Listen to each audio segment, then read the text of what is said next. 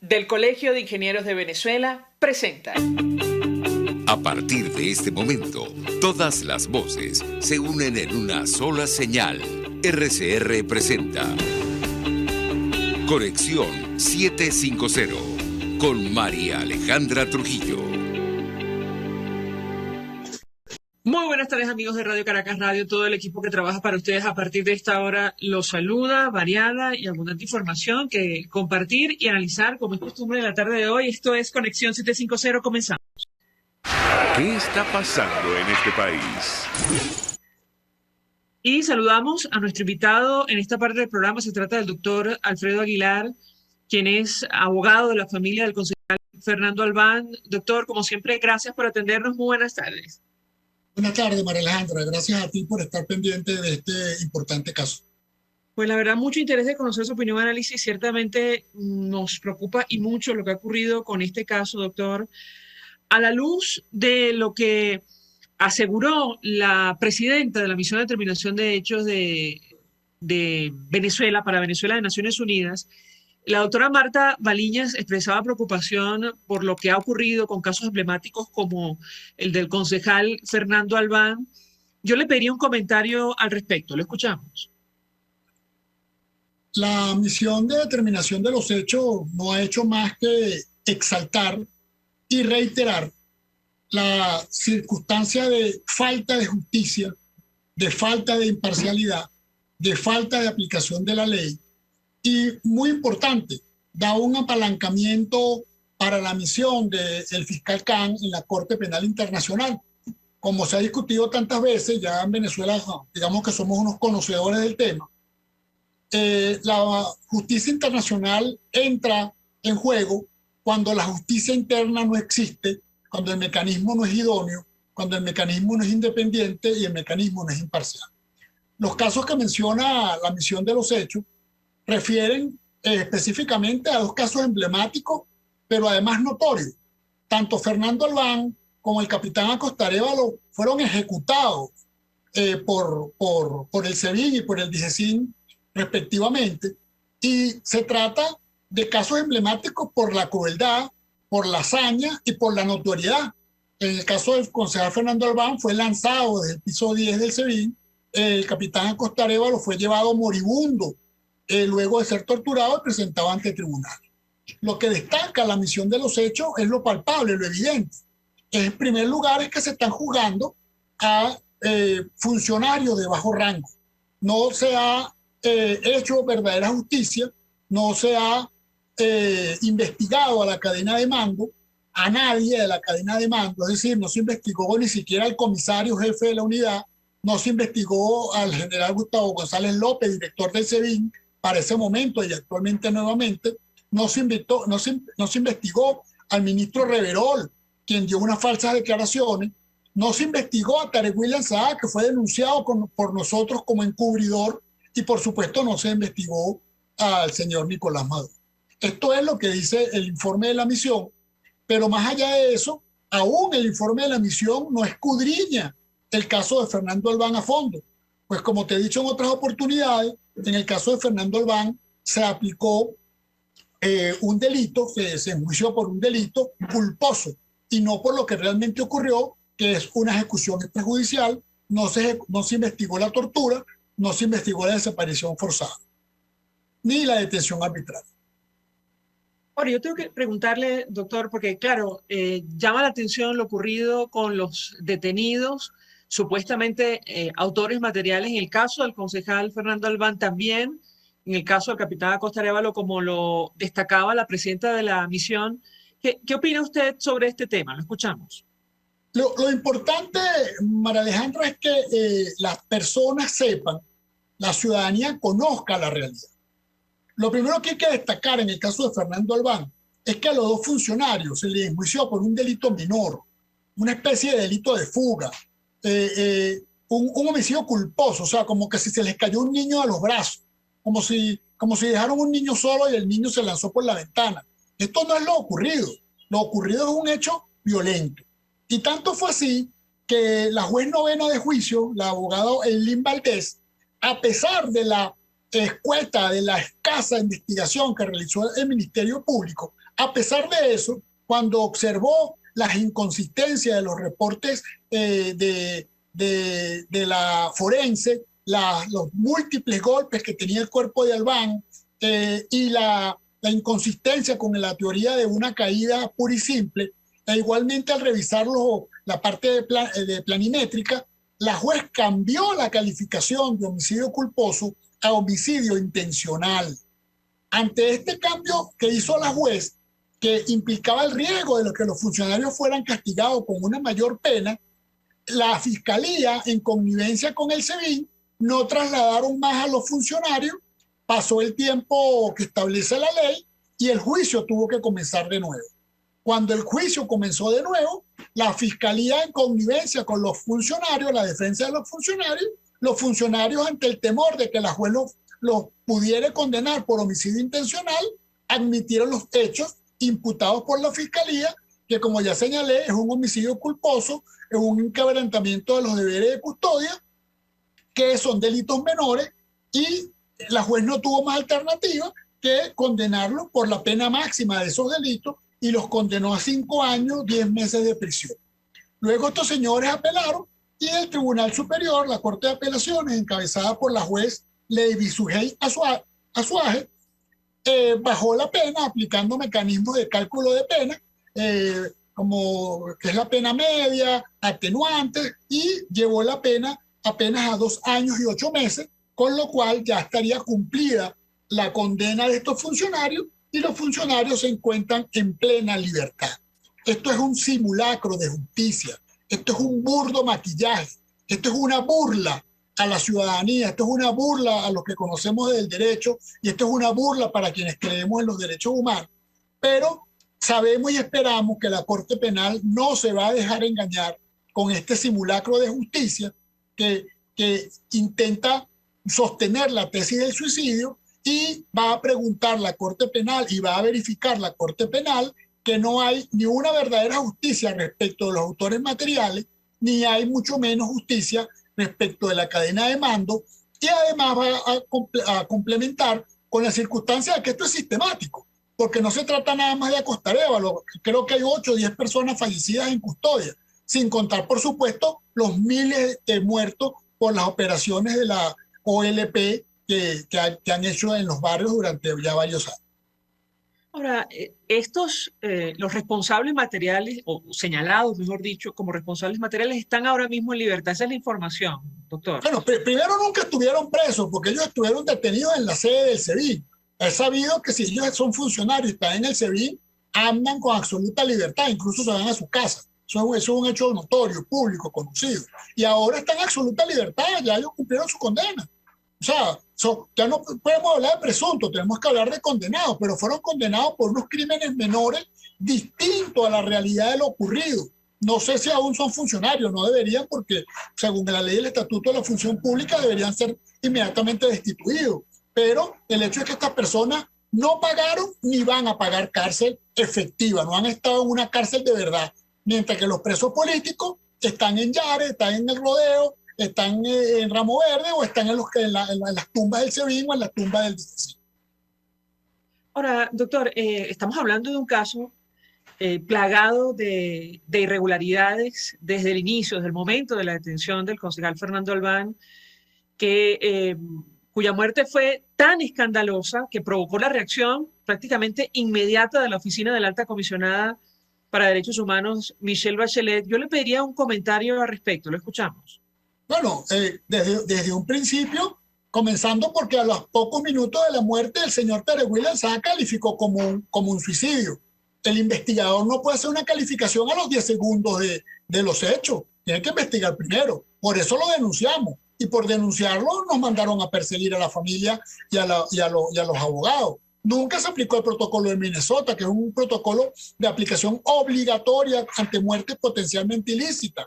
Nunca nos permitieron el acceso al expediente. Cuando nos fueron a notificar en enero del año pasado, ya todos estábamos fuera de Venezuela, pero además nos fueron a notificar cuando ya había pasado la fase de investigación, que es donde uno puede promover pruebas y pedir nuevamente la experticia. O sea, todo esto ha sido una farsa, un montaje. Y de hecho, cuando la juez se dio cuenta a pesar de las pocas pruebas, la juez se dio cuenta de que se trataba de un homicidio intencional, de que Fernando Albán fue lanzado.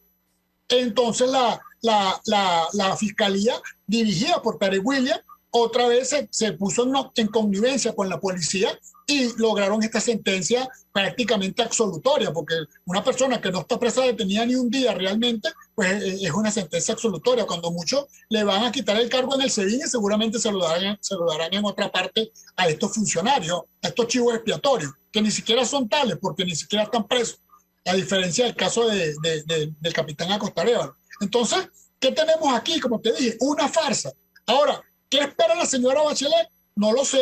Tengo confianza en que tanta presión y la realidad contundente del órgano independiente le haga generar un pronunciamiento sobre estos casos. Pero lo más importante, ojalá, esperamos que el fiscal Khan, nosotros por supuesto vamos a hacer llegar nuestro propio análisis de todo el caso, nuestro propio resumen de todo el caso, que sea incluido dentro de los cargos que hay que imputarle al señor Maduro, al señor Reverol, al señor Tarek William Saab, al señor y al general Gustavo González López por los crímenes, dentro de los crímenes de lesa humanidad cometidos de manera sistemática.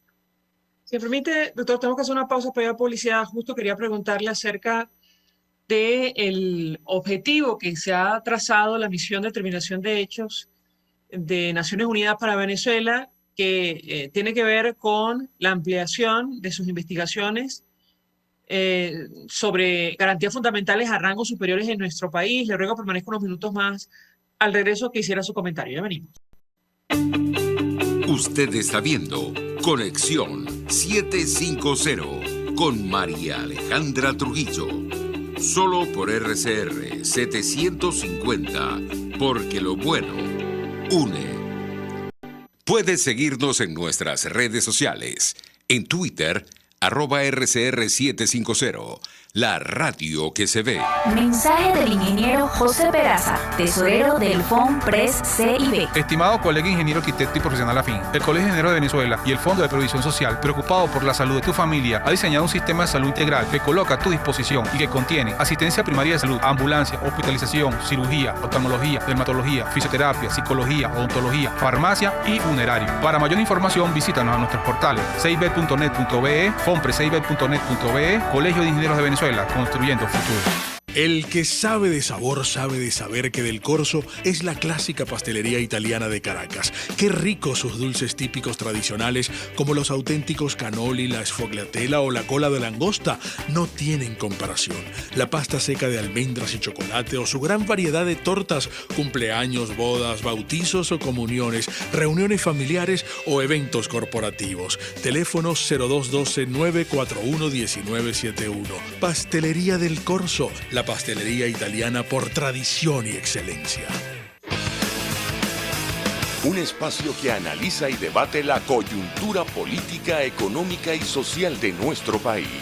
Acompañe cada mañana a la periodista María Alejandra Trujillo en Palabras más, palabras más, palabras menos. Palabras más, palabras menos. Informes, entrevistas, análisis y discusiones sobre los temas de actualidad. Es lo que más te puedo dar, es lo de siempre. Palabras más, palabras menos. De lunes a viernes, de 7 a 8 de la mañana, por RCR 750 AM. Palabras más, palabras más, palabras menos.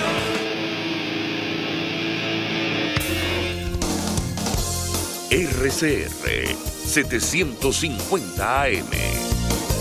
Porque lo bueno une. El poder de la comunicación en tus manos. Conexión 750 con María Alejandra Trujillo. Solo por RCR 750, la radio que se ve.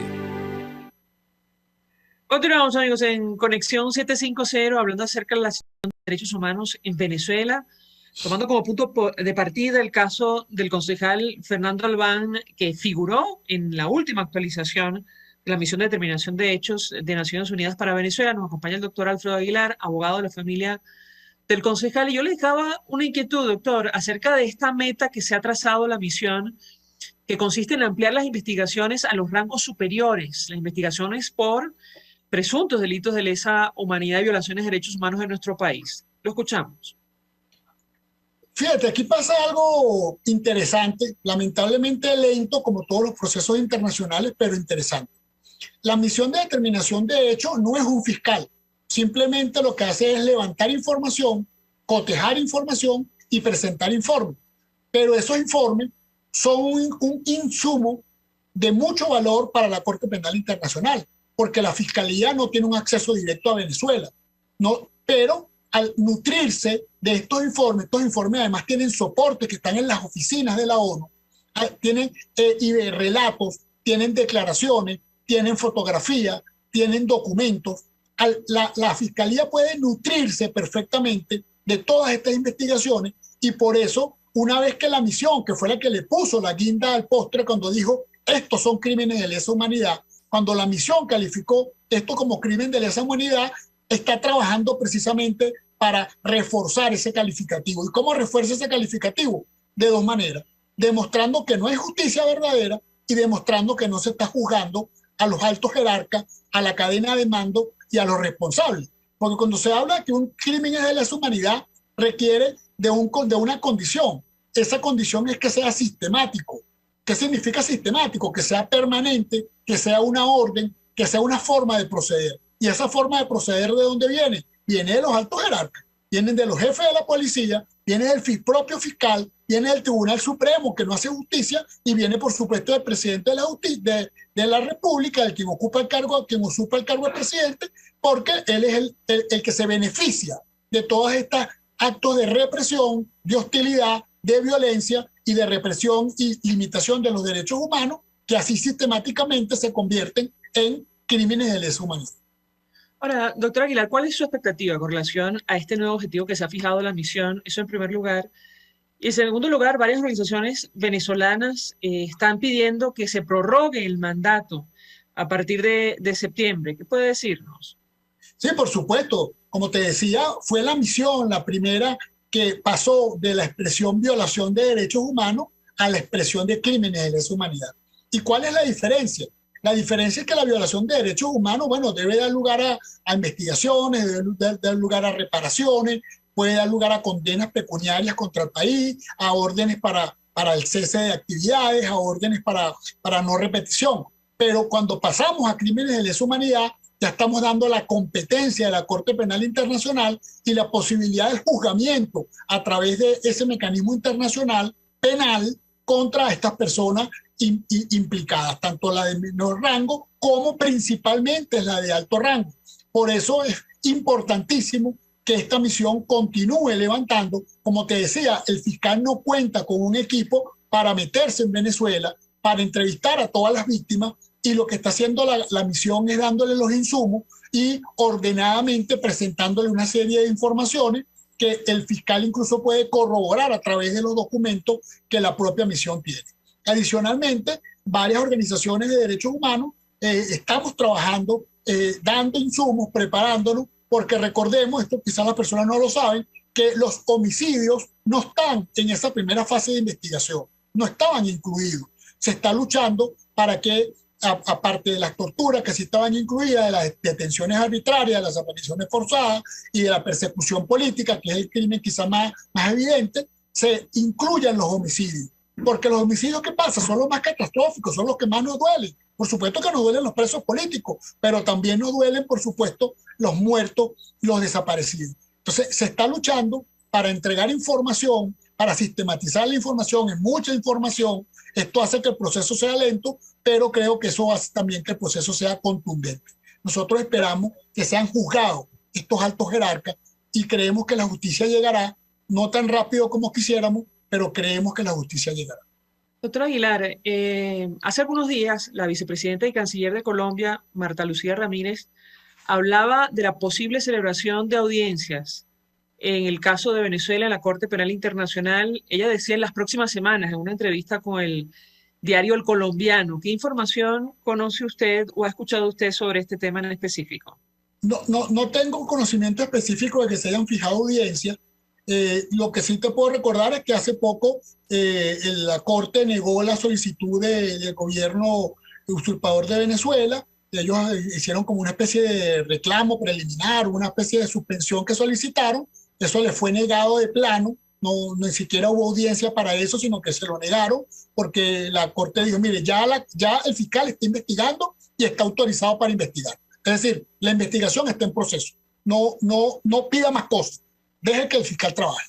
Entonces, lo que estamos esperando es que el fiscal levante. No conozco si a lo mejor el fiscal, dentro de sus atribuciones, pudiera haber llamado al gobierno de Colombia. Recuerda que el gobierno de Colombia es uno de los denunciantes, porque en la Corte Penal Internacional no se aceptan denuncias particulares, sino denuncias de organizaciones y de Estado. En este caso, Colombia es uno de los países denunciantes, y además Colombia tiene mucha información, porque en Colombia hay 1.800.000, 2 millones de desplazados venezolanos. De manera que el delito de persecución, por ejemplo, puede demostrarse con la serie de refugios que ha emitido Colombia. Entonces es posible que Colombia haya sido citada. No manejo directamente esa información, pero es posible que el gobierno de Colombia haya sido citado para participar de alguna forma a colaborar con el fiscal Karim Khan.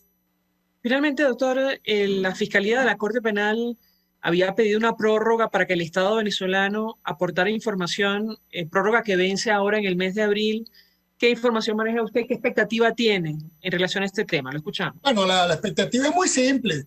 La expectativa es que el señor Tarek William, que ahora es el defensor de Venezuela, con sus abogados que tiene carísimos allá en Europa, va a presentar una serie de mentiras, va a llevar unas estadísticas falsas, va a llevar el caso de Albán, el caso de Acosta Arévalo como una gran victoria de la justicia, va a decir que se cambió la ley del Tribunal Supremo para reformular el Poder Judicial, y bueno, esperemos que el señor Khan, con la experiencia que tiene, se dé cuenta de que esto no es más que un burdo montaje, y contraste esas supuestas mejorías y esos adelantos de la justicia contra lo que claramente ha dicho el informe de la señora Baliña y de su equipo, en el cual ha quedado demostrado que han continuado los crímenes de lesa humanidad, que han continuado las violaciones de derechos humanos, que han continuado los asesinatos, que no se ha investigado nada realmente, que son simplemente maquillaje.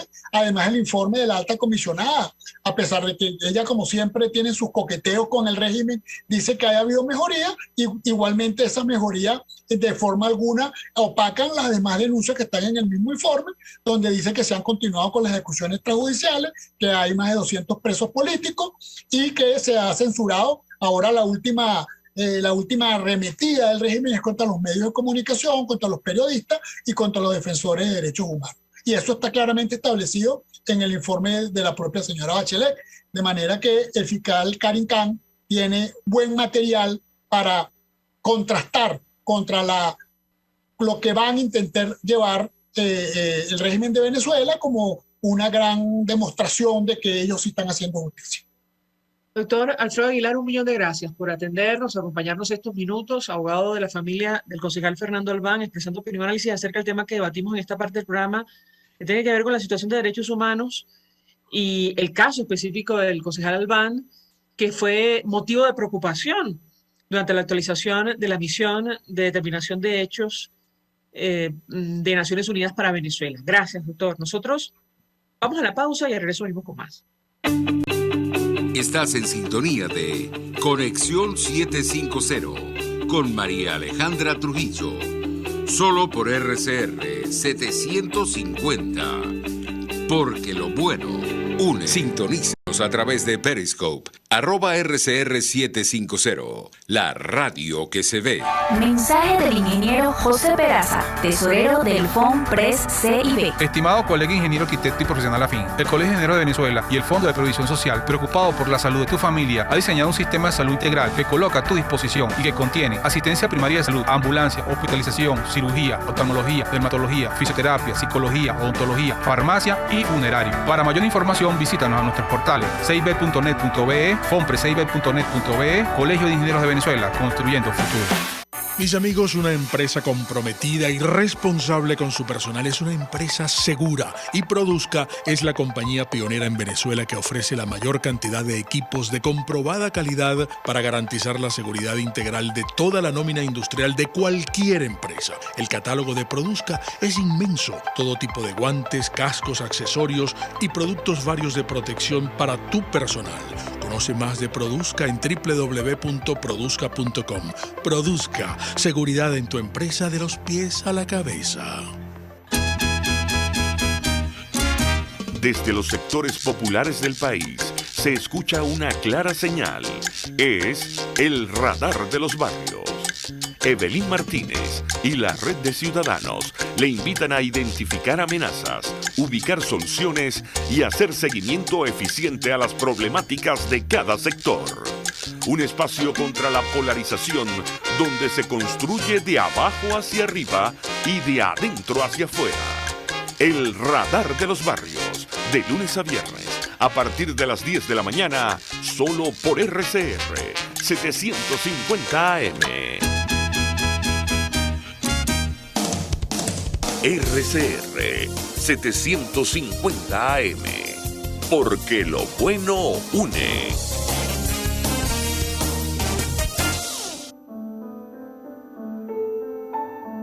La Academia de Ciencias Físicas, Matemáticas y Naturales presenta El progreso tiene su ciencia. Hoy presentamos Carlos del Pozo y Sucre. Calabozo, año 1800. Un incansable viajero, el barón Alejandro de Humboldt, queda sumamente sorprendido de encontrar en un apartado rincón de Venezuela una serie de pararrayos ubicados en casas del poblado. El autor de tales instrumentos era Carlos del Pozo y Sucre, un empleado del gobierno nacional español que en sus ratos libres, seguramente muy abundantes, se dedicaba a informarse de los progresos científicos y tecnológicos y a poner en práctica los conocimientos adquiridos. Carlos del Pozo nació en Caracas en 1746. Durante toda su vida desempeñó cargos administrativos en el gobierno colonial español. Además de estos pararrayos, también había construido baterías, electrómetros y otros aparatos que eran la admiración de sus coterráneos, quienes llegaron a apodarlo el Brujo de Calabozo. Las habilidades de Del Pozo en diversos campos científicos y técnicos eran ampliamente conocidos, hasta el punto que Del Pozo se convirtió en una suerte de asesor del gobierno colonial en diversas materias. Cuando se introdujo la vacunación antivariólica en 1804, la Junta Central de Vacunación le encomendó investigar la posible infección por viruela en el ganado de la región, que es de donde proviene la vacuna para humanos, con resultados aparentemente positivos. Asimismo, cuando se decidió construir un coliseo en Caracas, con un techo de notable dificultad técnica, el nombre de Carlos del Pozo estuvo entre los primeros en ser considerado. Del Pozo nunca realizó estudios formales. Sus conocimientos los obtuvo de manera autodidacta, gracias a su inmensa curiosidad por los fenómenos de la naturaleza. Contaba 54 años cuando Humboldt lo visitó y quedó asombrado por sus capacidades. Murió en 1813, a los 67 años de edad. El progreso tiene su ciencia. La Academia de Ciencias Físicas, Matemáticas y Naturales presentó El progreso tiene su ciencia. RCR 750 AM, porque lo bueno une.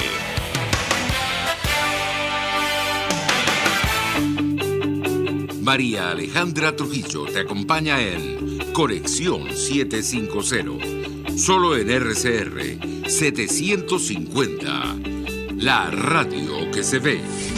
Claro y raspado. Continuamos, amigos, en Conexión 750 y en esta parte del programa hablamos acerca del telón de fondo de esta crisis, la situación económica. Nos acompaña, se suma a nuestra mesa de debate la presidenta del Consejo Nacional del Comercio y los Servicios, Consecomercio, Tiziana Polesel. Gracias por atendernos. Buenas tardes. Gracias a ustedes por la invitación. Buenas tardes.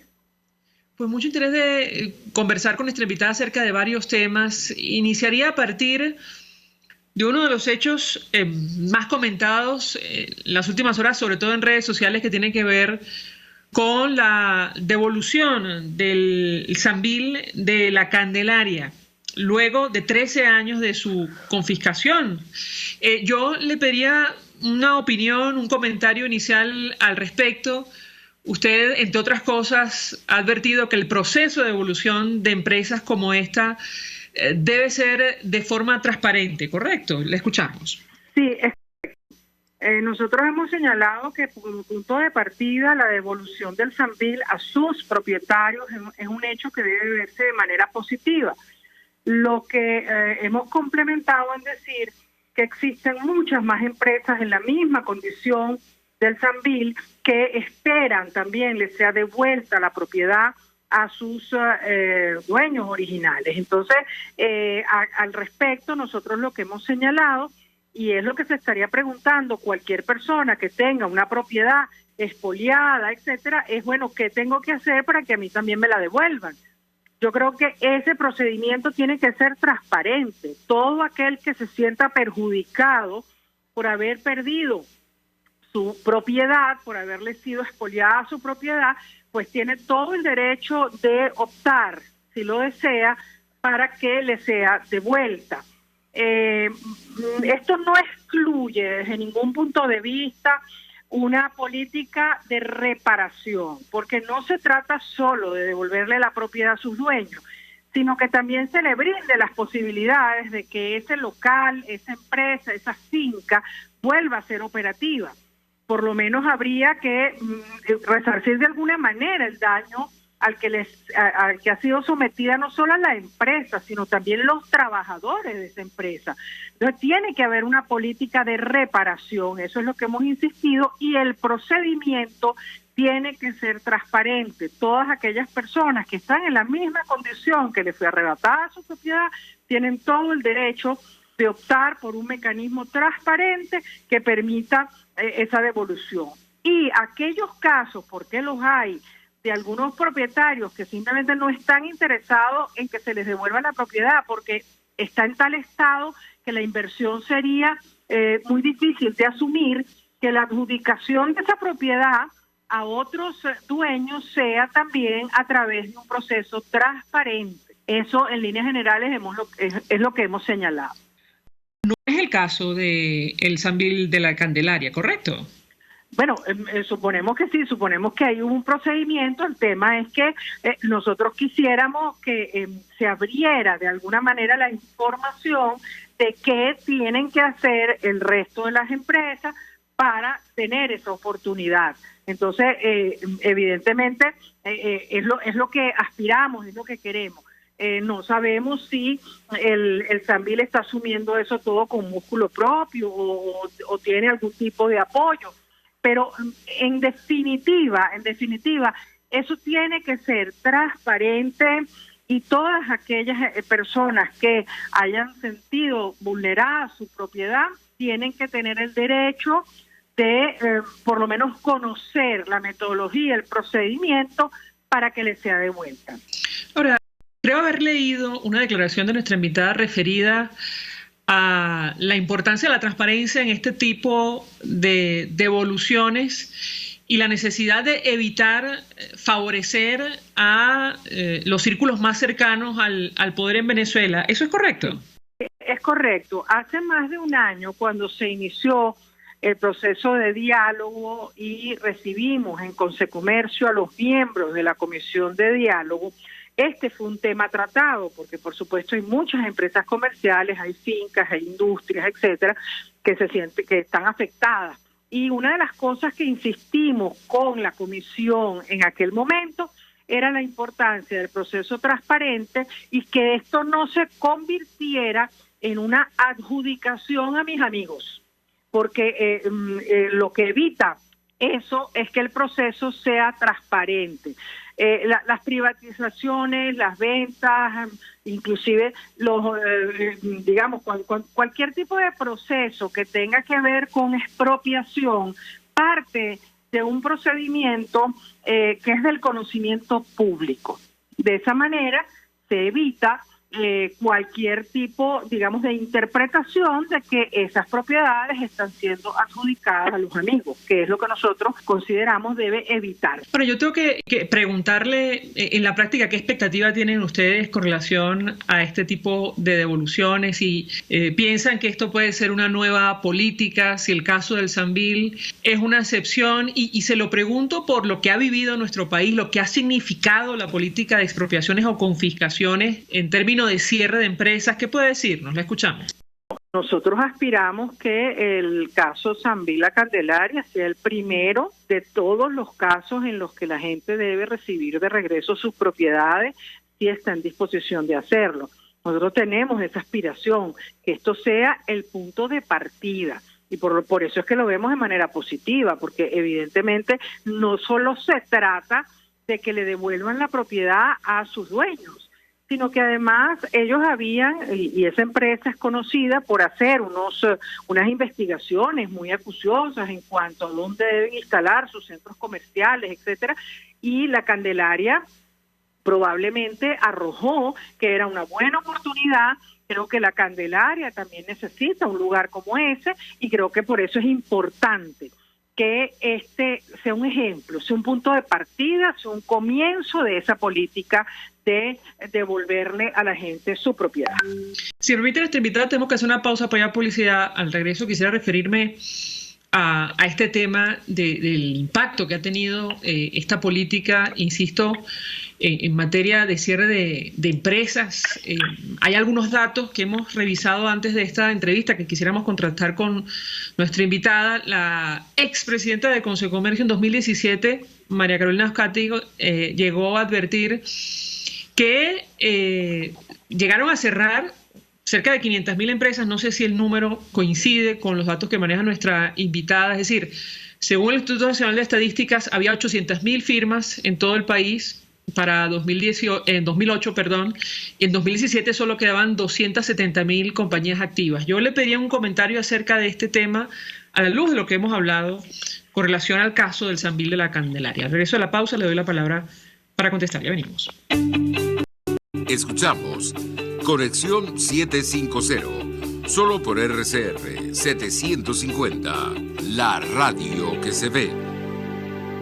Puedes seguirnos en nuestras redes sociales. En Twitter, @RCR750, la radio que se ve. Mensaje del ingeniero José Peraza, tesorero del FONPRES CIB. Estimado colega ingeniero arquitecto y profesional afín, el Colegio de Ingenieros de Venezuela y el Fondo de Previsión Social, preocupado por la salud de tu familia, ha diseñado un sistema de salud integral que coloca a tu disposición y que contiene asistencia primaria de salud, ambulancia, hospitalización, cirugía, oftalmología, dermatología, fisioterapia, psicología, odontología, farmacia y funerario. Para mayor información, visítanos a nuestros portales cib.net.be, fonprescib.net.be, Colegio de Ingenieros de Venezuela, construyendo futuro. Cuando hablamos de Honda, hablamos de Distasi Motors, el concesionario Honda que pica adelante en precios, condiciones y servicio. Todo el personal de Distasi Motors, tanto técnico como de atención, está actualizado, capacitado y certificado permanentemente para atender correctamente tu vehículo. www.distasi-honda.com.ve. Distasi Motors, tu concesionario Honda en Los Palos Grandes. Mis amigos, quiero invitarlos a que me acompañen en vivo todos los días de 8 a 9 de la mañana a disfrutar de nuestro programa por todos los medios. Periodismo independiente, con nuevas ideas, nuevas opiniones, Nueva Venezuela y sus secciones.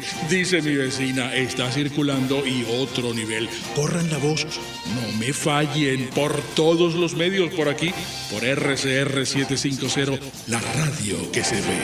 La radio que se ve. En este espacio nos encargaremos de llegar al conocimiento mediante la observación de la posición de los astros y las características comunes de muchas personas con fechas de nacimiento. Esa energía también nos involucra a cada uno de los signos. Guía astrológica.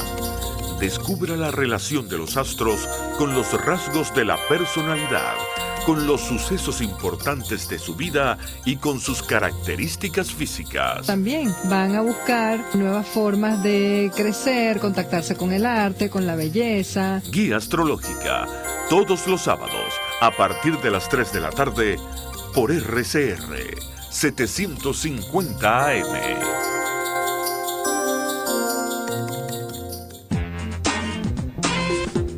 Yo creo que los políticos responsables proponen ideas y dicen que son de ellas y convocan a la gente a hablar de su idea.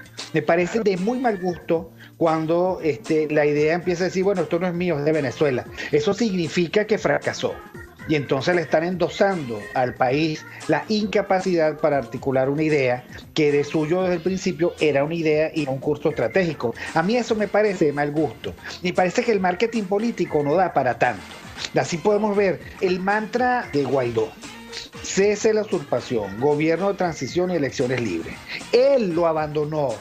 El G4, que es del cual él es engendro, en representación bonos 2020, el hacer ingeniería financiera, recoger unos reales que no hemos visto de ninguna manera. Aquí se habla libertad con Víctor Maldonado, solo por RCR 750, la radio que se ve.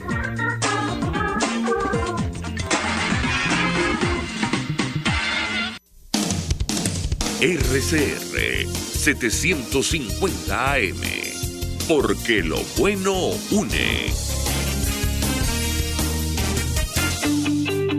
El poder de la comunicación en tus manos.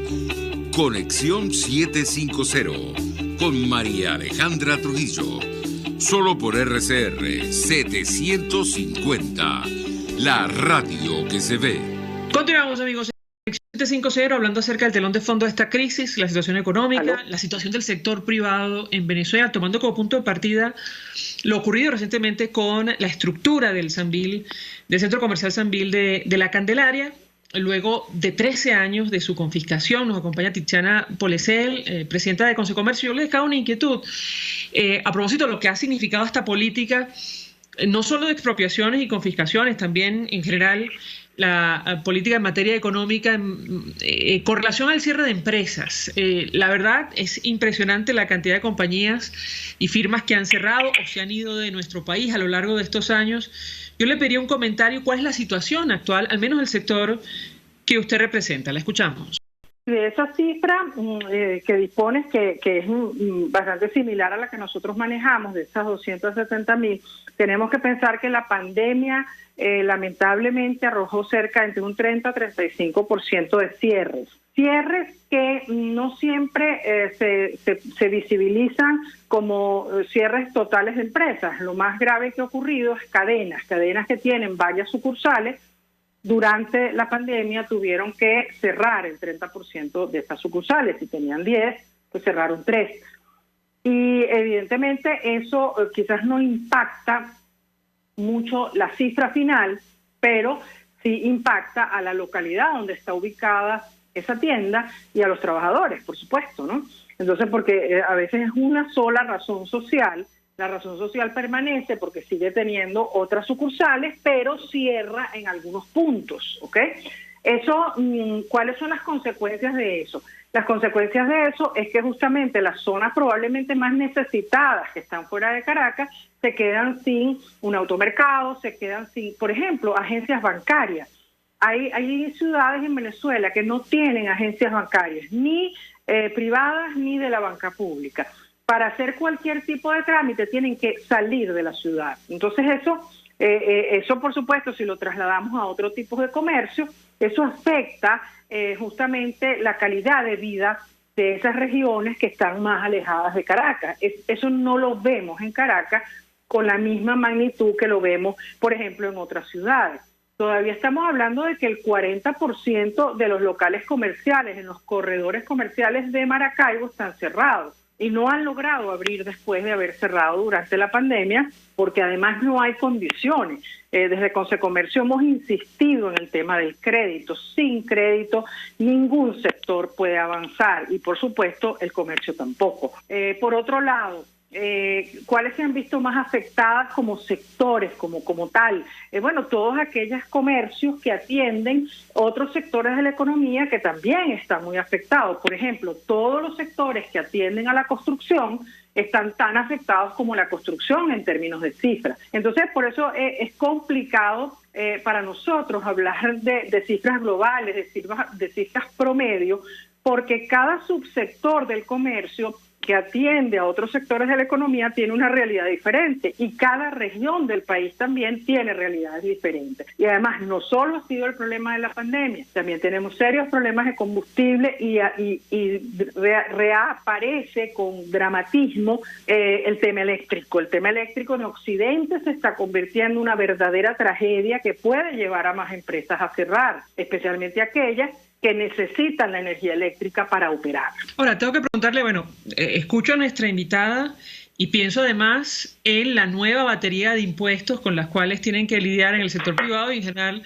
los ciudadanos de nuestro país. ¿Qué impacto ha tenido, por ejemplo, el impuesto a las transacciones financieras o las transacciones en dólares y el impuesto o la ley de impuesto de registros y notarías? La escuchamos. Sí, bueno, las dos representan un problema adicional a los que ya teníamos en materia de impuestos municipales y pagos de servicios públicos que venían reflejando un aumento realmente preocupante, llegándolos nosotros a llamar voracidad fiscal. El problema del impuesto a las grandes transacciones financieras, estamos elaborando un documento solicitando de manera formal y respetuosa que exista una prórroga, por lo menos, para la aplicación de ese impuesto. Impuesto que consideramos que es un elemento más que va a contribuir o bien a la informalidad, o bien, recordemos que los impuestos, cuando son irracionales, son la puerta abierta para la informalidad.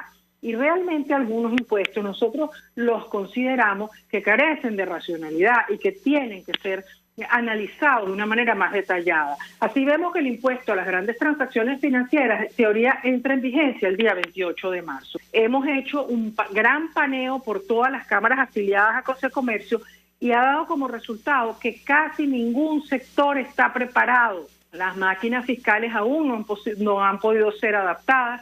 Hay empresas que incluso con esta disposición prácticamente están obligadas a cambiar la máquina fiscal. Eso tiene unos costos muy elevados para empresas pequeñas y medianas. Cada máquina, su precio arranca en $500, $600. Si la persona tiene 2 o 3 cajas, pues multipliquemos, ¿verdad?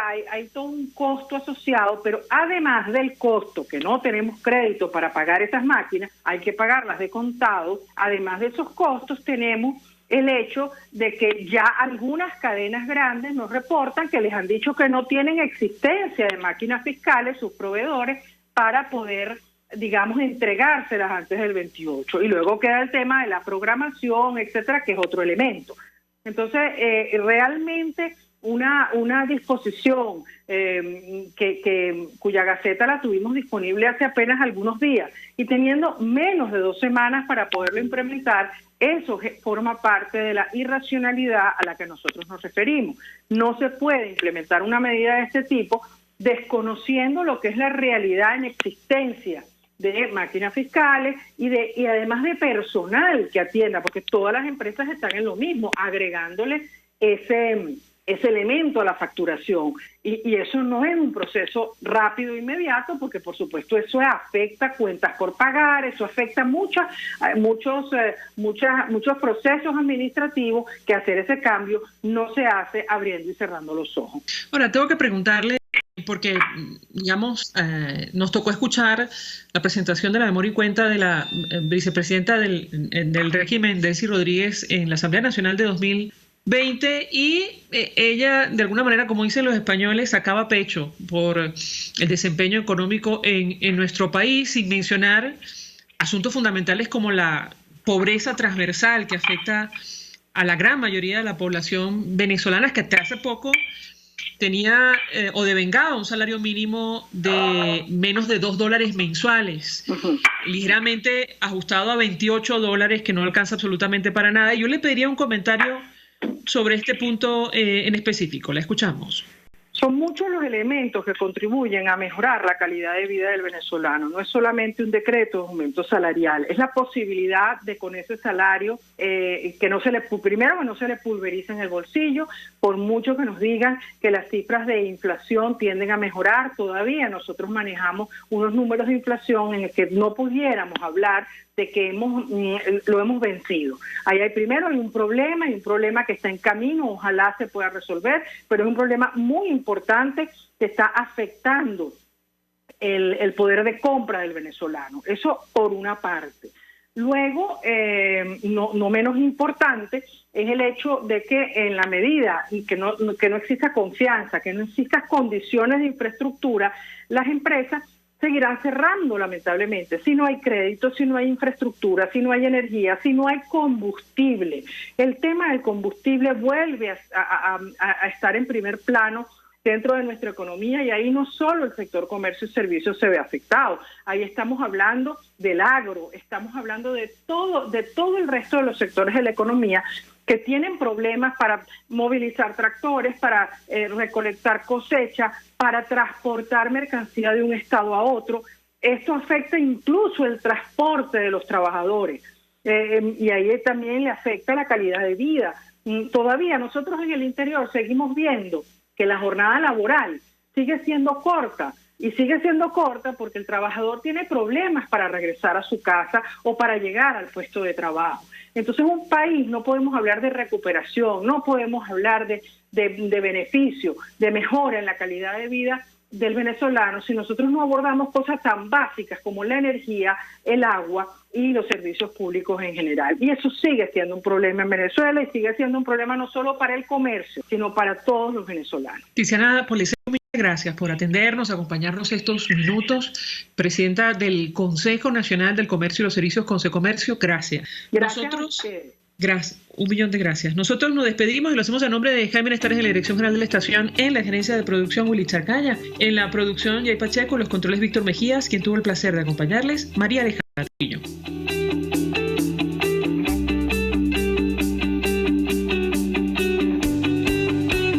El Fondo de Previsión Social del Colegio de Ingenieros de Venezuela presentó. RCR presentó Conexión 750 con María Alejandra Trujillo, solo por RCR 750, la radio que se ve.